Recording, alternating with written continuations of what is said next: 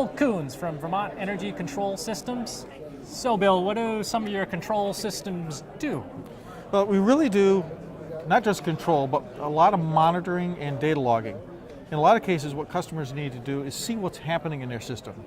What we've discovered is most systems, even if they're designed really well and put in with the best of intentions, they don't work the way they're supposed to. So what is some of the data that you take in? Temperature, humidity, moisture? A lot of times we're looking at things like the water temperature going in and out of a boiler, looking at room temperature. Humidity is a pretty obvious one, but we also monitor things to see when is the circulator running, when is that zone calling for heat. There's a lot of things going on in these modern heating systems, and they're complicated enough so a lot of times it's just not working the way it's supposed to. And what is one of these systems? Is this an example of what Sure. one of the systems looks like? Yeah, well, this is really set up as a demo just to kind of show all the different things that we can measure. So this is one of our controllers sitting here, and it's surrounded with things that we can monitor or control. And would this normally go by the electrical panel? Usually it's screwed to the wall in the utility room or next Okay. to a boiler, but yeah, it sits on a wall in the basement somewhere, and then you plug all the sensors into it. We also have wireless sensors because sometimes it's too much of a pain to run a wire, so we can use wireless sensors So wireless as well. sensor, and these are wired sensors? Yeah, those are wired sensors. Wired sensors are less expensive. You don't have to change the batteries, but you have to run a wire, so it's a trade-off. So these are some of the things you can control or listen to? This is Sure. lighting controls? Yeah, this is Insteon Home Automation as an example. This is a dimmer switch, so you can control that manually just like you always would. This is controlling this little light bulb here. So I can bring the light bulb up or I can bring the light bulb down. But our system also is watching that. This has a web server built into it, so there's a web interface. You can get at this from anywhere in your home or really with a smartphone or a tablet anywhere in the world. So this is showing us what's going on. This is actually a photograph of this board, but we have controls laid on top of it. So I was turning this light on and off just like you normally would, but you can also from the web interface say, you know what, I forgot to turn off the light in the living room. Let me just turn that off. So you can, from anywhere in the world, basically, you could turn off this light Yeah, if it was your you second can, home or something? you can see what's going on in the house. This is the door position switch.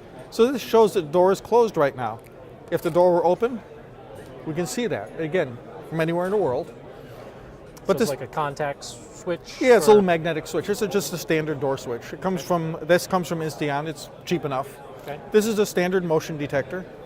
But the difference is, now, you could buy all this from Insteon and it works just great. But with our system, we're also logging that.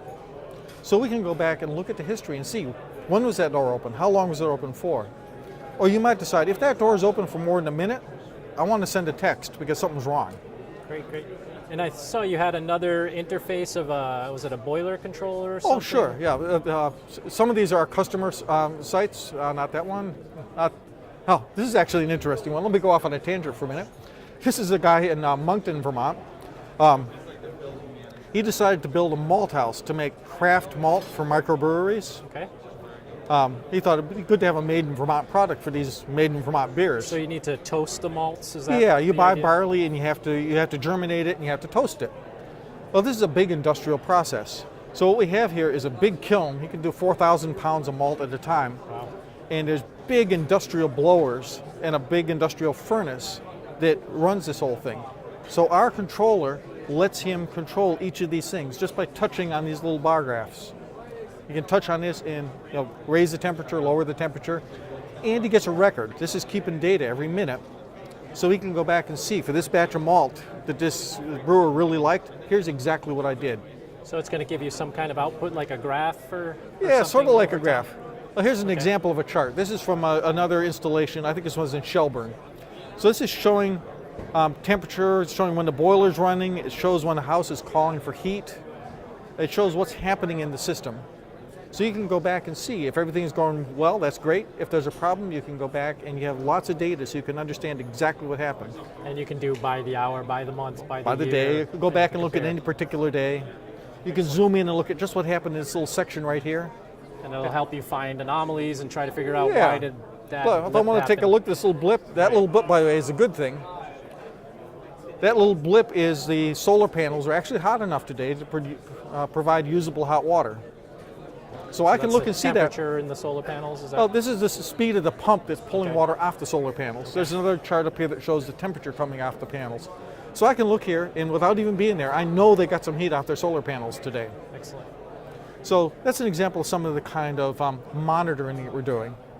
The control is a little bit more sophisticated, but we can control, turn on pumps and valves. In this case, we're actually controlling the current through this light bulb to maintain the temperature right on this light bulb surface. So as You it wouldn't- gets colder, that light bulb would brighten up. Just Exactly. as an example. In the real world, what we'd be doing is we'd be changing the speed of a circulator pump to make a room a little bit warmer, a little bit cooler. Excellent. Well, So- thank you for your time, Bill. Appreciate it. Thank you.